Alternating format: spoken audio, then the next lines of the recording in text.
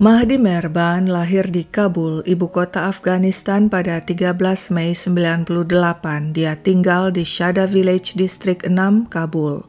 Keluarga Merban punya bisnis di Afghanistan, Nepal, juga Indonesia. Salah satu usaha mereka di Indonesia adalah sebuah PT yang berlokasi di Jalan Raya Puncak Gadok, Cisarua, Bogor, Jawa Barat yang menjual saffron. Pada September 2019, Mahdi datang bersama ayahnya dan seorang saudara laki-laki ke Indonesia dengan visa bisnis. Dia sempat tinggal di apartemen Green Pramuka, Jakarta Pusat. Pada November 2020, Mahdi berangkat seorang diri ke kota Jayapura di Provinsi Papua untuk menemui kakaknya Rajab Ali yang akan membuka usaha kafe di sana. Sebagai orang baru di Papua, Mahdi tidak punya teman. Berbeda dengan kakaknya Rajab Ali yang sudah memiliki beberapa teman. Salah satunya seorang wanita single bernama Caca yang dikenalnya lewat sebuah aplikasi. Rajab Ali dan Caca sudah bertemu langsung beberapa kali. Pada Desember 2020, ketika Rajab Ali merayakan ulang tahun di sebuah kafe miliknya, Caca hadir bersama seorang teman. Nah, saat itulah Mahdi, adik Rajab Ali, berkenalan dengan Caca. Keduanya kesengsem dan resmi berpacaran pada Januari 2021. Hubungan mereka intim, seperti suami istri. Caca bahkan memberikan cincin emas pada Mahdi sebagai tanda cinta mereka. Tapi kebahagiaan keduanya berlangsung singkat. Mereka ciptakan problem mereka sendiri yang kemudian berkembang menjadi kasus rumit, penuh intrik, kebohongan, manipulasi, dan sangat berdarah. Vergita Legina Helu alias Caca lahir di Mojokerto 29 Agustus 96. Ibunya, Yeyen, bekerja sebagai tukang masak di sebuah hotel di Jayapura. Mereka hidup sederhana dan tinggal di kawasan Dok 5 Bawah Jayapura, Provinsi Papua. Pada 2013 di usia ke-17, Caca menikah dengan seorang pria bernama Nasruddin alias Acik. Pernikahan itu merupakan pernikahan pertama bagi keduanya. Usia mereka terpaut jauh, sekitar 20 tahun. Saat itu Acik bekerja di toko emas milik orang. Baru beberapa bulan menikah, Acik didiagnosa menderita diabetes. Sejak itu dia bolak-balik berobat ke dokter. Pasutri itu kemudian menyewa sebuah ruko di Jalan Garuda di kawasan Arso 2 di Kabupaten Kerom yang berjarak kurang lebih 1 jam dari kota Jayapura. Di sanalah mereka tinggal sekaligus membuka usaha toko emas Cendrawasih. Karena tidak bisa punya anak, mereka mengadopsi seorang bayi perempuan. Caca lalu minta Yeyen, ibunya, untuk tinggal bersama mereka sekaligus membantu mengasuh sang bayi. Usaha toko emas itu tampaknya maju. Terbukti Nasruddin alias Acik bisa memenuhi berbagai permintaan Caca sang istri,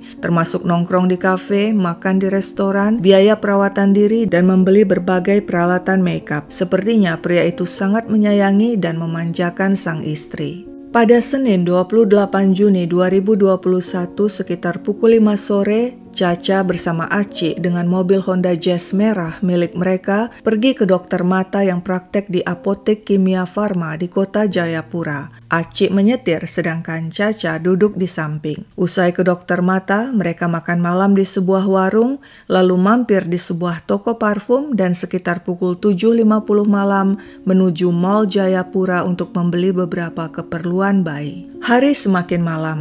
Usai berbelanja di mall, mereka pun pulang ke ruko mereka di kawasan Arso 2. Acik menyetir melalui jalur jembatan merah Yoteva ke arah Jalan Balai Holtekam. Saat itu sekitar pukul 9.30 malam. Ketika berada di Jalan Balai Holtekam, tiba-tiba sebuah mobil Avanza hitam mencoba menghadang mereka. Acik menyalakan lampu sen kanan dan mobil Jazz terus berjalan. Namun dari arah belakang, mobil Avanza itu memberi kode lampu isyarat pendek sebanyak 2 kali. Terpaksa Acik menghentikan mobil ke arah kiri lalu menurunkan kaca jendela. Pengemudi Avanza turun, lalu merampok mereka dan menikam Acik berkali-kali hingga pria itu tewas bersimbah darah di dalam mobil Jazz. Usai melakukan aksinya, pelaku kabur dengan mobil Avanza. Caca berteriak histeris, berusaha minta pertolongan pada kendaraan yang melintas. Seorang ibu yang kebetulan lewat menghentikan mobilnya. Caca menangis, pakaiannya berlumuran darah. darah. Si ibu yang sempat merekam video Caca segera menghubungi polisi dan berusaha menenangkan wanita itu. Tak lama, polisi tiba. Aci yang telah meninggal segera dibawa ke Rumah Sakit Bayangkara. Apa yang sebenarnya terjadi? Kepada polisi, Caca mengatakan mereka dirampok. Saat itu dia dan suaminya Aci sedang dalam perjalanan pulang ke Arso. Aci menyetir mobil dan Caca tertidur di mobil. Saat Caca terbangun, dia lihat mobil berhenti dan 4 orang pria mengancam suaminya dengan menggunakan pisau. Keempat pria minta barang-barang berharga namun Aci menolak. Akibatnya keempat pria itu marah dan menikam Aci berkali-kali dengan pisau. Caca berusaha menolong suaminya hingga tangannya terkena sayatan pisau, namun sia-sia. Suaminya Aci tewas bersimbah darah. Keempat pelaku segera kabur dengan mobil Avanza hitam dengan membawa tas milik Caca. Sungguh kasus perampokan yang sangat sadis. Kondisi Caca memprihatinkan. Dia stres, linglung, dan menangis terus-menerus tampak trauma dengan kejadian yang merenggut nyawa suaminya. Berita perampokan disertai pembunuhan itu segera viral. Rekaman video Caca menangis tersebar luas. Orang-orang mengutuk para pelaku. Sementara itu polisi segera melakukan investigasi terutama rute perjalanan yang ditempuh Caca dan Aci pada hari kejadian. Polisi berhasil memperoleh rekaman CCTV milik Apotek Kimia Farma. Dalam rekaman itu pada hari kejadian tampak sebuah mobil Toyota Avanza hitam datang dan parkir di depan Apotek Kimia Farma tak jauh dari mobil Honda Jazz merah milik Caca dan Aci. Mobil Avanza itu kemudian membuntuti mobil Jazz merah milik Caca dan Aci dari Mall Jayapura hingga ke TKP di kawasan Holtekam. Polisi pun melacak pemilik mobil Avanza itu. Namanya Rahman, tinggal di kawasan Arso 2. Saat ditanyai, Rahman menjelaskan pada polisi dia menyewakan mobil itu seharga Rp300.000 kepada tetangganya yang kos. Namanya Mahdi Merban, seorang warga Afghanistan. Tapi di mana pria itu? Dia tidak ada di tempat kos. Polisi segera memburunya dan berhasil menangkapnya di Bandara Sentani 3 Juli 2021, seminggu setelah kejadian itu. Pria itu tengah bersiap-siap berangkat ke Jakarta via Surabaya. Saat diinterogasi polisi, Mahdi Merban mengatakan otak di balik pembunuhan Aci adalah istri Aci sendiri, yaitu Vergita Legina Helu alias Caca. Fakta ganjil pun terbongkar. Selain berstatus istri Aci, Caca juga kekasih Mahdi. Ternyata ada skandal asmara di balik pembunuhan Aci. Polisi segera bertindak dan menjemput Caca yang saat itu berada di Nrekang, Sulawesi Selatan, tempat asal suaminya. Dia tengah menghadiri pemakaman sang suami. Keluarga Aci dan warga sekitar terkejut, bahkan ada yang menyoraki saat wanita itu dijemput polisi. Tadinya semua orang bersimpati pada Caca sebab dia dianggap korban. Kini semua mencibir. Ternyata selama ini wanita itu hanya bersandiwara menjadi korban dan istri yang berduka kehilangan suami tercinta akibat perampokan. Usai penyidikan, Caca dan Mahdi pun diseret ke meja hijau. Sidang digelar di Pengadilan Negeri Jayapura. Keduanya didakwa melakukan pembunuhan berencana pada Nasruddin alias Aci. Di pengadilan, Caca mengatakan Mahdilah yang bersalah, bukan dirinya. Mahdilah yang merencanakan semuanya dan yang membunuh Aci. Menurut Caca awalnya dia sebenarnya tidak sayang pada Mahdi. Hubungan itu hanya iseng-iseng, sekedar memenuhi kebutuhan biologis Caca yang tidak didapatnya dari suaminya yang menderita diabetes. Caca bilang Mahdi adalah pengangguran. Pria itu kerap minta uang padanya. Jika dia tidak memberi uang, maka Mahdi tidak segan mengancam akan membongkar hubungan gelap mereka kepada Aci, suami Caca. Karena ketakutan, Caca terpaksa membiayai kebutuhan Mahdi sehari-hari dan mengabulkan seluruh permintaannya, termasuk membayari sewa kos pria itu di kawasan Arso 2 sebesar 3,5 juta per bulan, membelikannya sepeda motor, dan membayar sewa mobil untuknya selama 2 bulan.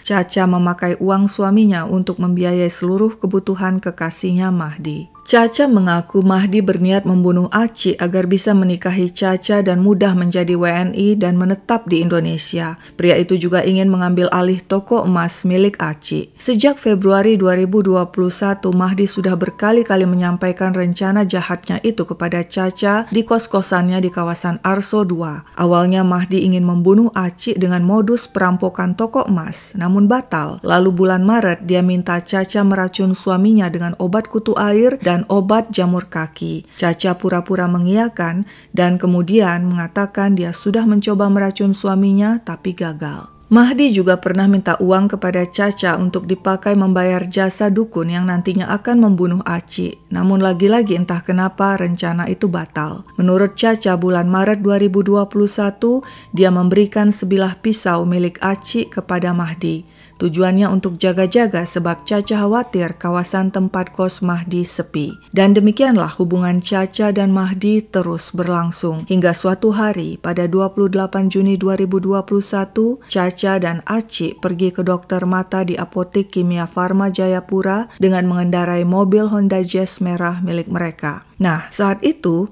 Caca berkomunikasi dengan kekasihnya Mahdi dan share location atau berbagi lokasi lewat WA sehingga Mahdi tahu Caca dan suaminya berada di Apotek Kimia Farma. Usai dari dokter mata, Caca dan Aci melanjutkan perjalanan ke Mall Jayapura untuk membeli keperluan bayi. Saat itu Mahdi sudah berada di mall. Dia hubungi Caca dan minta agar mereka bertemu di depan toilet. Caca yang masih saja was-was Mahdi akan membongkar hubungan gelap mereka, segera menemui pria itu di depan toilet mall dan memberinya uang 1 juta rupiah. Saat akan pulang ke rumah, Caca kembali menghubungi Mahdi lewat chat WA dan mengatakan dia dan suaminya akan pulang ke Arso. Sekitar pukul 9.30 malam, saat mereka tiba di dekat jembatan merah di kawasan Holte Camp, tiba-tiba ada mobil Avanza hitam yang berusaha menghadang mobil Jazz milik Caca dan Aci. Seorang pria turun dari Avanza dengan mengenakan masker putih dan menghampiri Aci yang duduk di belakang setir. "Saya dari kepolisian," kata pria itu sambil menunjukkan sesuatu di dompetnya. "Di dalam mobil ini dicurigai ada ganja." Pria itu menyuruh Aci keluar dari mobil.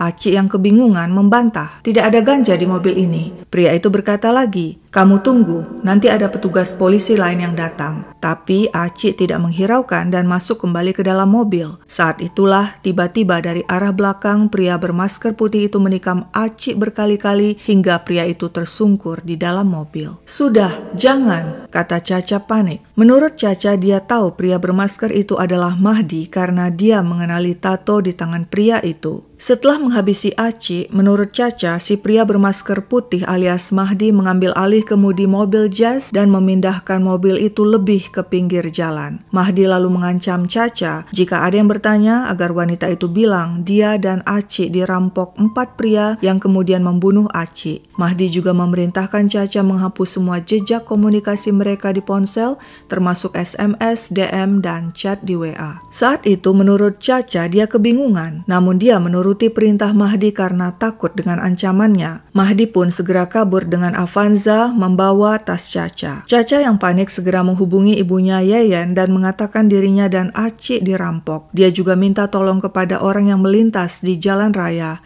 hingga kemudian polisi tiba di TKP dan membawa Aci ke rumah sakit. Demikian kesaksian Caca di persidangan. Lalu bagaimana dengan Mahdi Merban? Dia bantah kesaksian Caca. Pria itu mengatakan dia tidak membunuh Nasruddin alias Aci. Mahdi pun membeberkan awal hubungannya dengan Caca hingga terjadinya peristiwa sadis itu. Begini ceritanya.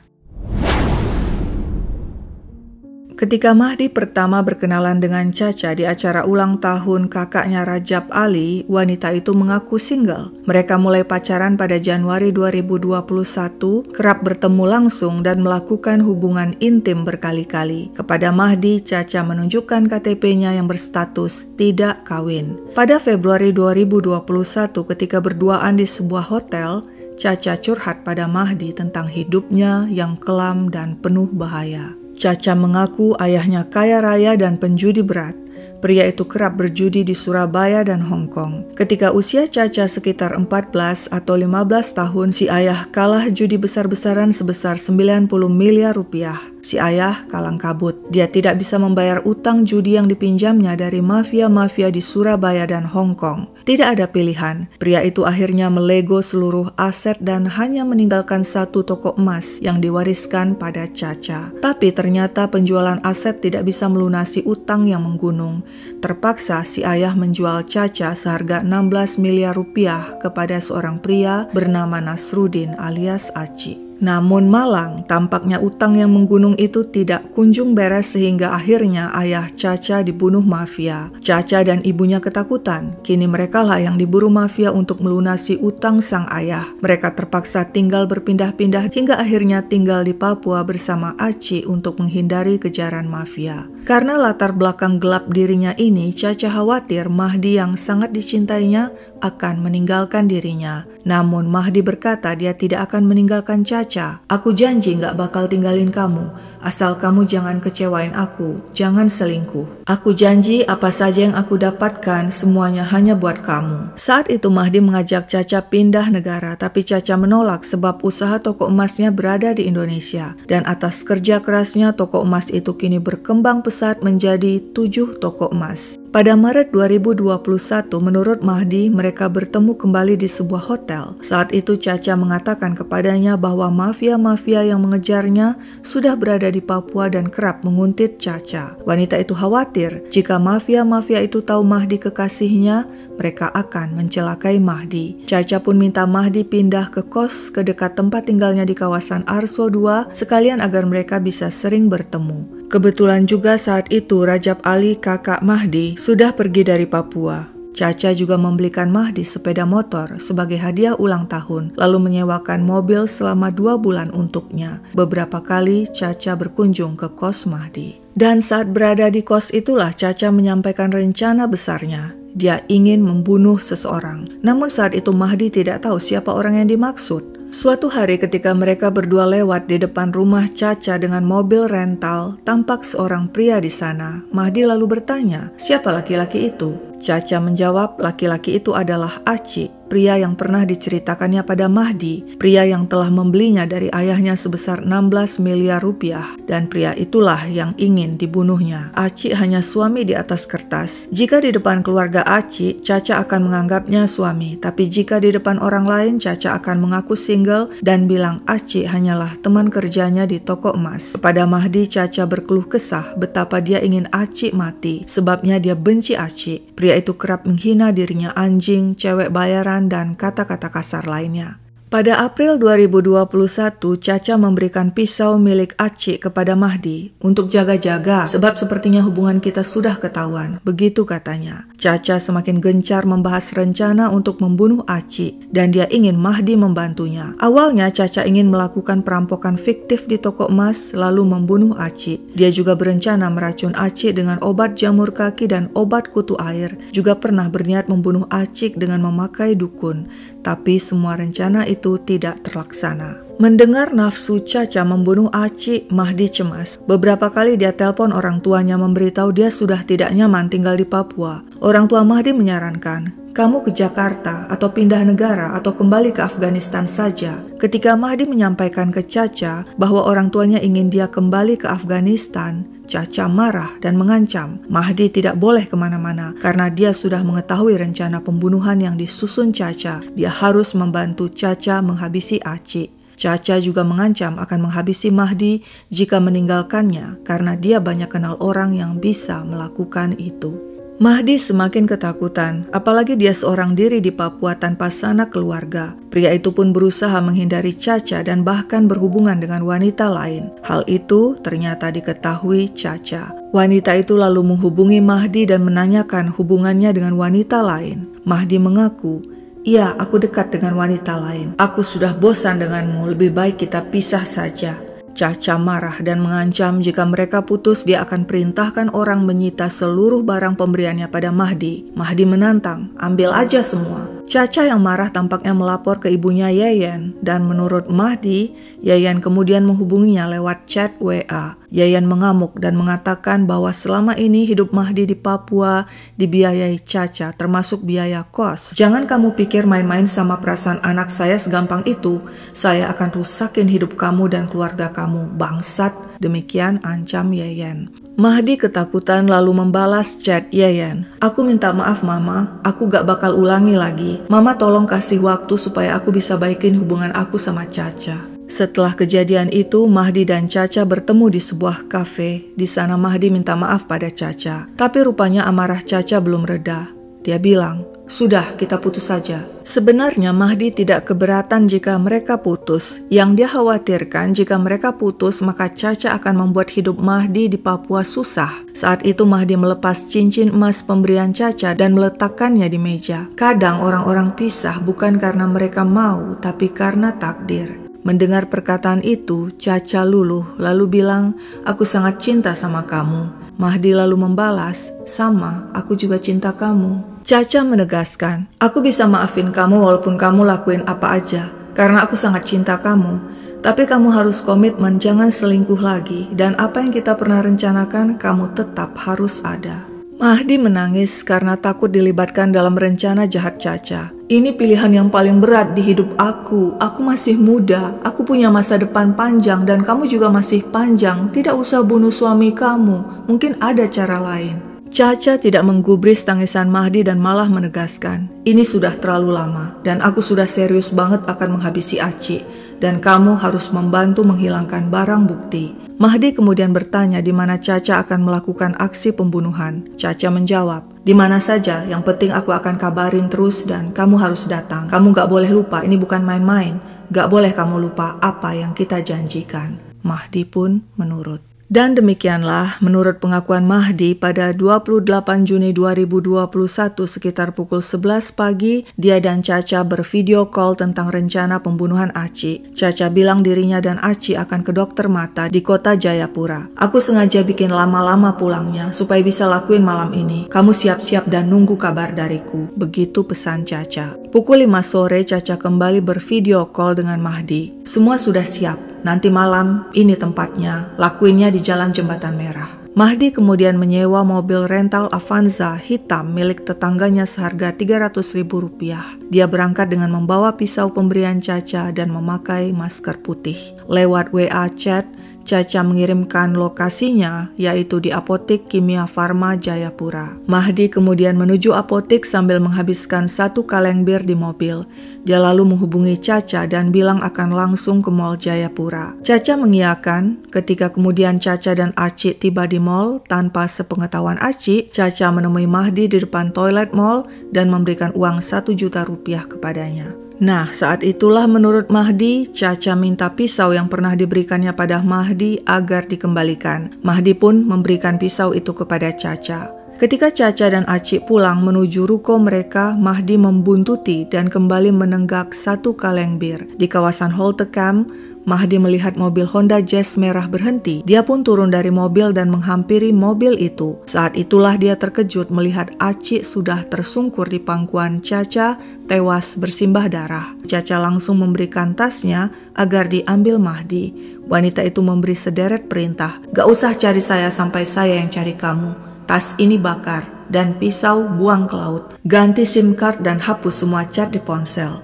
Mahdi menuruti. Dia segera mengambil tas Caca dan pisau lalu bergegas kembali ke kosnya. Di tempat kos, Mahdi mencuci pisau dan membungkusnya dengan kantong plastik. Pisau dan tas Caca dia bawa dengan mengendarai sepeda motor di tengah malam. Dia berhenti di sebuah kios yang sedang membakar sampah dan melemparkan tas Caca ke sana. Lalu dia buang pisau yang dibungkus kantong plastik di sekitar kawasan Buchan and Trop. Mahdi juga membuang celana yang dikenakannya saat kejadian lalu membakar kaos yang dipakainya. Setelah beres, dia menemui temannya Juan Misa.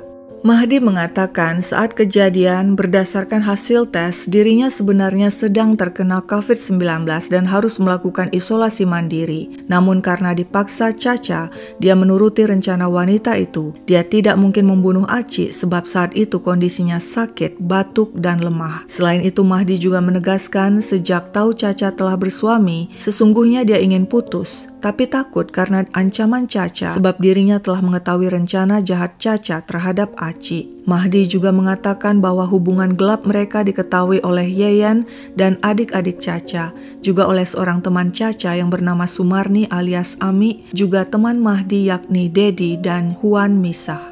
Berbeda dengan pernyataan Caca yang mengatakan dirinya pengangguran dan sering minta uang padanya, Mahdi mengatakan dia bukan pengangguran dan bekerja di kafe milik kakaknya. Dia juga tidak pernah minta uang pada Caca, tapi wanita itulah yang memberikan uang padanya tanpa diminta. Bahkan Mahdi mengatakan uangnya sebesar 20.000 US dollar atau sekitar 300 juta rupiah telah diberikannya pada Caca untuk disimpan. Karena menurut Caca kawasan Papua tidak aman. Sampai sekarang uang itu tidak dikembalikan Caca pada Mahdi. Dan demikianlah kedua kekasih itu saling tuding di persidangan. Caca mengatakan Mahdilah dalang semuanya dan menikam Aci hingga tewas. Sedangkan Caca menurut saja karena ketakutan diancam Mahdi. Sementara itu Mahdi mengatakan dalang pembunuhan adalah Caca, sedangkan Mahdi terpaksa menuruti rencana itu karena Caca mengancam akan menghabisi dirinya jika tidak membantu rencana itu. Mahdi tidak tahu siapa yang membunuh Aci, sebab saat dia tiba di mobil Jazz, dia lihat Aci sudah tewas bersimbah darah. Mahdi mengatakan dirinya hanya orang suruhan yang diperintahkan Caca untuk membuang barang bukti berupa pisau dan tas Caca. Dalam pengakuan Caca ada beberapa hal ganjil. Pertama, dia mengaku takut pada Mahdi sebab pria itu selalu memaksa minta uang dan mengancam jika tidak diberi akan membongkar hubungan gelap mereka pada Aci. Jika Caca takut pada Mahdi, mengapa dia begitu perhatian pada pria itu dan malah khawatir akan keselamatannya sebab pria itu kos di kawasan sepi sehingga sempat-sempatnya memberikan pisau milik Aci kepada Mahdi untuk jaga-jaga? Kedua, hal yang lagi-lagi ganjil adalah, menurut pengakuan Caca, saat Mahdi berkali-kali menikam Aci, Caca berkata, "Sudah, jangan." Perkataan yang sangat aneh. Mestinya jika Caca tidak tahu menahu tentang rencana pembunuhan itu, dia tentu akan panik. Dan saat Aci ditikam berkali-kali, dia akan berteriak, "Jangan, jangan." Bukannya berkata, "Sudah, jangan." Seolah menunjukkan dia tahu dan setuju dengan aksi Mahdi dan memerintahkan pria itu untuk menghentikan tikamannya karena dia menganggap sudah cukup sebab Aci sudah tewas. Ketiga, menurut pengakuan Caca, setelah melakukan aksinya, Mahdi menyetir untuk memindahkan mobil Jazz ke pinggir jalan. Namun sidik jari yang ditemukan di dekat setir mobil ternyata sidik jari Caca, bukan Mahdi. Di sini tampak Caca berbohong. Kelakuan Caca selama ini juga tidak menunjukkan dirinya sebagai orang jujur. Pihak keluarga Aci bersaksi bahwa Caca telah berkali-kali berselingkuh dengan beberapa pria dan ketahuan. Karena ketahuan, Caca pernah kabur ke kampungnya di Jawa, namun kemudian berkali-kali dirinya dimaafkan sang suami Aci. Terbukti pula Caca kerap berbohong tentang statusnya kepada laki-laki lain. Mahdi dan Rajab Ali menegaskan Caca mengaku single. Wanita itu malah menunjukkan KTP-nya pada Mahdi dengan status tidak kawin. Dan ternyata Caca memang punya 2 KTP. Satu KTP berstatus kawin dan satunya lagi berstatus tidak kawin. Semua teman Mahdi yang mengenal Caca juga tahu Caca single, bukan istri orang. Sedangkan pengakuan Mahdi yang mengatakan bukan dirinya yang membunuh Aci diragukan. Sebab seorang saksi teman Mahdi yang bernama Huan Misah mengatakan setelah kejadian Mahdi menemuinya dan mengaku dirinya baru saja membunuh Aci, suami Caca. Saat itu Huan juga melihat bekas darah mengering di mobil Avanza yang dikemudikan Mahdi. Mahdi minta tolong Huan membersihkan bercak darah itu, tapi karena takut Huan menolak. Menurut pengakuan Huan, Mahdi juga menunjukkan sebuah dompet merah padanya dan mengatakan itu adalah dompet Aci. Mahdi juga bilang dia telah membuang barang bukti berupa pisau, membakar tas Caca, juga membuang celananya dan membakar kaosnya. Vonis pada Caca dan Mahdi dijatuhkan pada April 2022 oleh Pengadilan Negeri Jayapura. Keduanya terbukti bersalah melakukan pembunuhan berencana terhadap Aci. Mereka melakukan persekongkolan membunuh Aci agar mereka bisa bersama selamanya dan menguasai harta Aci. Mahdi Merban divonis 20 tahun penjara. Vonis ini lebih rendah dari tuntutan jaksa penuntut umum yang menuntut Mahdi hukuman penjara seumur hidup. Mendengar vonis itu, keluarga Aci yang turut hadir di ruang sidang marah. Mereka tidak terima Aci hanya divonis 20 tahun. Mereka ingin pria itu divonis penjara seumur hidup. Sementara itu Vergita Legina Helu alias Caca divonis penjara seumur hidup. Hal-hal yang memberatkan Caca, dia telah menyebabkan suaminya Aci meninggal dunia. Perannya dalam kasus pembunuhan suaminya sangat besar. Dialah yang memberikan pisau pada Mahdi dan menyuruh pria itu membuang barang bukti berupa pisau. Sejak awal Caca juga memberikan informasi secara lengkap dan intensif lewat WA kepada Mahdi tentang keberadaan dirinya dan Aci pada hari kejadian. Sehingga dengan mudah Mahdi mengikuti mereka. Hakim mengatakan perbuatan Caca kejam dan tidak berperi kemanusiaan, padahal Aci adalah suami sah yang seharusnya dilindunginya. Hanya karena cintanya pada Mahdi, semuanya berujung maut. Hal yang meringankan Caca adalah dia belum pernah dihukum dan punya seorang anak yang masih kecil. Satu lagi, ada yang patut dipertanyakan dari pengakuan Mahdi. Pria itu mengatakan setelah mengetahui Caca bersuami sekitar bulan Mei 2021, dia mulai berniat berpisah dan menjauhi wanita itu dan tidak pernah lagi berhubungan intim. Namun kenyataannya dia masih saja kerap bertemu Caca. Dan yang paling aneh, jika dia memang berniat menjauhi Caca sejak bulan Mei, mengapa dia merajah kulitnya dengan nama Caca pada 13 Juni 2021? Bukankah itu berarti hubungannya dengan Caca sebenarnya semakin kuat, sampai-sampai dia merasa perlu mentato rasa cintanya pada wanita itu secara permanen di lengannya? Kejadian Mahdi mentato lengannya itu sebenarnya diketahui secara kebetulan oleh Nandi Tio Effendi, seorang wartawan Tribun Papua. Kejadian itu berlangsung pada 13 Juni 2021, sekitar 2 minggu sebelum pembunuhan Aci terjadi. Waktu itu sang wartawan berada di Sutijah Cafe di kawasan Pantai Holte Camp Jayapura. Dia melihat seorang pria berperawakan seperti orang asing sedang membuat tato yang dikerjakan seorang seniman rajah di kafe itu. Pria itu mengaku WNA asal Afghanistan dan berada di Papua untuk urusan bisnis. Sang wartawan pun menanyakan sakit atau tidak saat ditato. Si pria menjawab, "Saya punya pengalaman sakit jauh lebih tinggi dari ini." Pria itu menjelaskan kepada sang wartawan, tato di lengannya ditujukan kepada kekasihnya. "Ini bukti cinta saya kepada pasangan saya." Sang wartawan lalu memotret tato berbentuk tulisan yang terajah di lengan pria itu. Bunyinya seperti ini. "You're all mine now and I never let you go. VLH."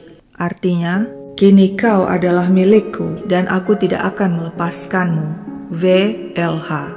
VLH tentunya adalah singkatan nama Vergita Legina Helu alias Caca, kekasihnya. Dan pria itu siapa lagi kalau bukan Mahdi Merban.